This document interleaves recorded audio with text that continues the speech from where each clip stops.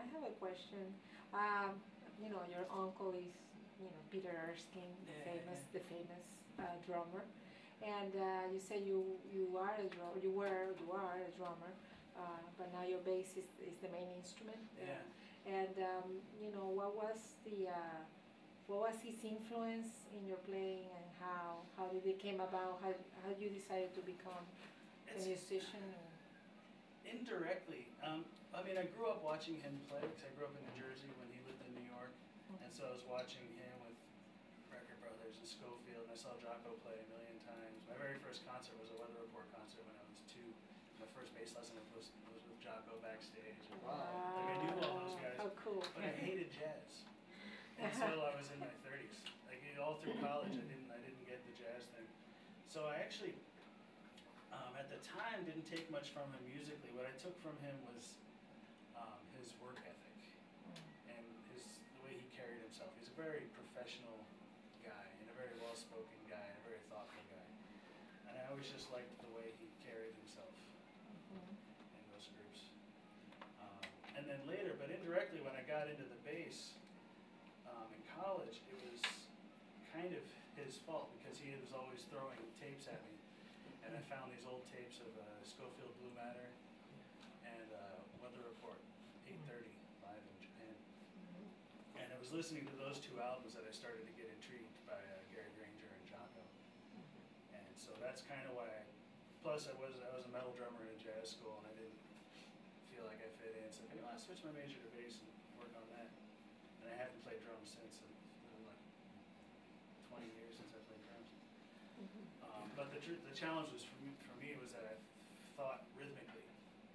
I didn't know blues changes. I could read notes because I practiced as a kid, but I didn't know what to do with changes. I had no idea how to play a bass line unless it was written down for me. So that was a big process. I have a question. What type of wood is that bass? I forget what most of it is. This is box elder. The front and back are box elder. I remember that. I think it's a Cocobolo fretboard.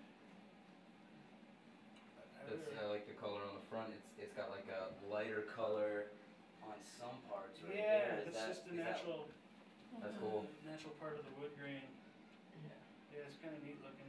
This bass. This is the first time you ever tried to make a chambered bass. We had talked about it because I actually prefer playing 4-string. I play 4-string most of the time. But for jazz gigs and the Gino gig, and a lot of people want me to play 6. And the sound of the C string had always bugged me. It was uneven. You know, the bottom 5 sounded nice and full, and the C string always sounded really thin to me. So we were working on trying to get a slightly more organic tone and something that was a little more even. And the C string still kind of bugs me a little bit, but it's at least more even. It's not a big difference from the G string to the C string.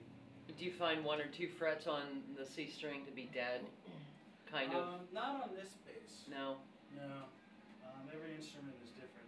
Right, right. But not so much on this one. Yeah, I don't know much about bass or how it's built or anything, but I noticed that this bass is thicker. Is there any reason? Yeah, well, it's because it's chambered, so it's hollowed out. Oh. So there's like open cavities inside. He was trying to get it to sound more organic and woody. We also used a mandolin frets down here, so there's more connection with the fretboard. There's smaller frets. So it was an experiment. He says he's stumbled or he's figured out, he's improved upon the design, so he's making me a new one over the next few years because he wants me to. Who built it? A guy named Pete Schold in Ohio. Schold. It's S-K-J-O-L-D. It looks weird, but it's pronounced Schold. So what's up with that pickup? Well, I was usually a ramp guy. I always had a piece of wood in between my pickups. And I was talking to Pete about maybe doing some kind of cover because it always bugged me that I could feel the seams in between the pickups and the wood. I don't know if it's like an OCD thing or what, but it just drove me nuts. And he wound up coming up with a whole new design. He custom made these molds, and he has the pickups custom wound and inserted into the mold. So it's actually one gigantic pickup with 2 separate soap bar pickups inside of it. Yeah, can you pick that up and hold it about chest high there, Damian? So you can show. Great, Nice. beautiful, thanks. A lot of the guys here are. Almost like a slap finger style. Right. And then one of my 4-stroke rolls was to deal with the 16th note thing with 3 fingers, so I started using hammer-ons. So I go open, hammer, plug, plug. Gotcha. But applying those to harmonic patterns. You know, I'd start like arpeggiating through changes and working that technique over everything. If you was to count it out, does one rotate on a different finger each time? If I'm playing with 3 fingers, it does. 1, 2, 3, 4, index, middle, thumb, index, middle. If I'm doing a 4-stroke roll and playing 16th notes, then no. No, all you're doing is just down, pluck, pluck. Yeah, like this. Yeah. Then if I want, I can add a hammer on to make it a 4-note pattern. It kind of occurred to me at one point that just that motion, Yeah. depending on what you did with it, could be any number of things. I could add a hammer on, make that a triplet. I could pluck with my middle finger, make it a 4-stroke roll. I could mix up the pattern, make it a 6-stroke roll.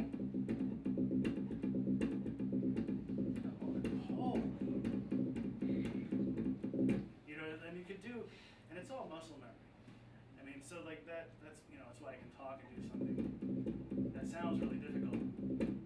But, you know, you watch a few movies in front of the TV and just sit there and watching the movie, and after, you know, 3 movies later, you got it.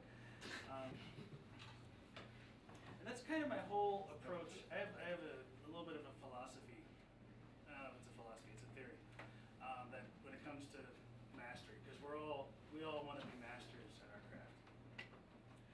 And I think in terms of roadblocks, I see mastery is really just the obstacle you have to overcome to get to freedom of expression, the ability to just really play and do what you want to do on the instrument. And I'm not there yet. I'm not sure I'm ever going to get there. But I think that the path to mastery is really only 3 things that you need to tackle. One is the instrument.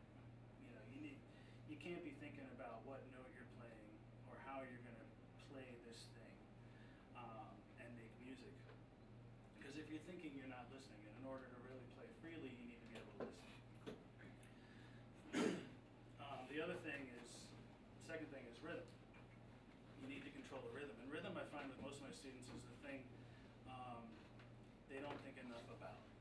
And especially triplets. Like controlling, but all of the triplets, groups of 2s and 3s is how I think triplets and 16ths. Really owning and controlling your triplets. Being able to, having them internalized, having every subdivision internalized. Being able to feel the 1E and that 1E and that 1E. That 3rd triplet as strongly as you can feel the downbeats. You know, that's what I mean by real internalization. And then just harmony. Like what notes can you play over changes? How can you use harmony to your advantage? And that's the thing I've been focusing on a lot lately, because that's my weakness, because that's the thing that I started later in life.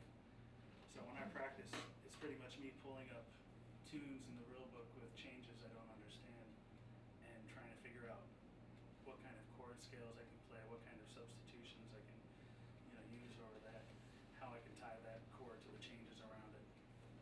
That's pretty much what I work on now. And I'm not really a jazz guy. For me, it's just the best thing to work on, to understand my instrument, to understand music.